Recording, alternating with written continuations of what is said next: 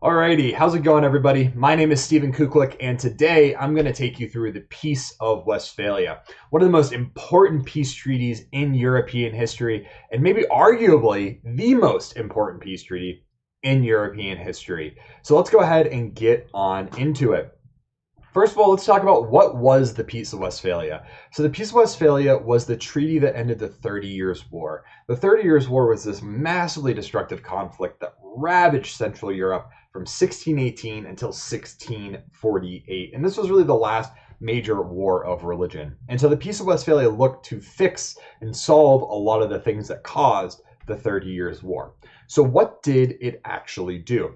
So it kind of did two separate things. The first is that it really looked to fix religious differences in Central Europe. And secondly, it looked to kind of change the political situation of Central Europe as well. But religiously speaking, the first thing it did was it reestablished the Peace of Augsburg. And the Peace of Augsburg was this piece of legislation. It wasn't really a peace treaty that was established before the 30 Years' War began. And what it did was it gave these Holy Roman Empire principalities, these kind of small territories, it gave their rulers the freedom to choose between either Lutheranism or Catholicism as their religion of choice for their territory.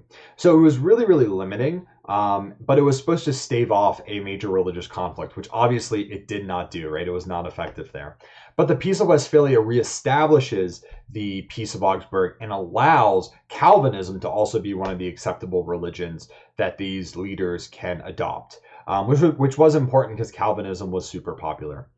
Secondly, and kind of even more importantly, was that it established private freedom of religion for Christians. Essentially, Christians could choose to practice whatever denomination of Christianity they wanted to in the freedom of, or in the privacy of their own home.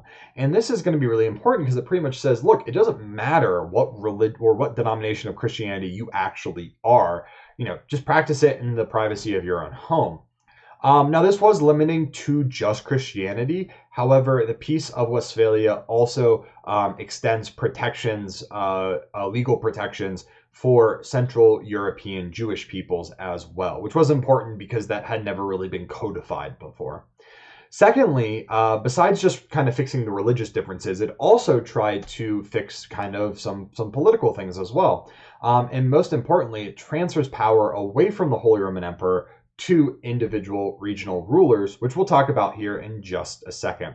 And lastly, it redraws the map of Europe, which we can see with this image here, the different territories going to different countries. This is not going to be the last time Central Europe is redrawn. It's going to happen quite a bit going forward, but also really important. So why do I think this might be the most important European peace treaty ever? Well, first and foremost, one of the big goals of the Peace of Westphalia was to establish balance of power, essentially to make sure that one country or one ruler could not outmuscle their neighbors. And that we saw that happening in the buildup to the 30 Years' War and during the 30 Years' War. And so this was one of the big goals of the peace treaty. And this is important because balance of power is probably the guiding principle of kind of the next 300 years of European history, if not even longer, right? If not even until like modern day. And we're going to see balance of power pop up time and time again in European history as something that European rulers are trying to achieve.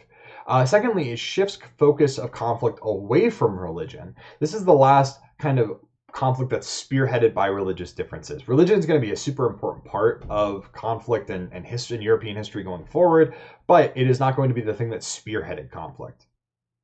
Thirdly, it almost totally dissolves the Holy Roman Empire, which is really important because it's going to allow countries like Austria and Prussia to really come to power and prominence. Prussia, especially 200 years after the Peace of Westphalia, Prussia is almost going to single-handedly unify Germany. And that's a huge point in European history. And then lastly, it is going to allow countries like France and England to rise to power and prominence.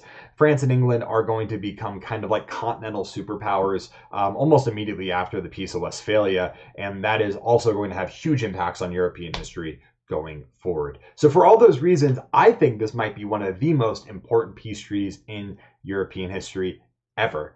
But that's all the time I have. Thank you guys so much for watching, and I'll catch you guys next time.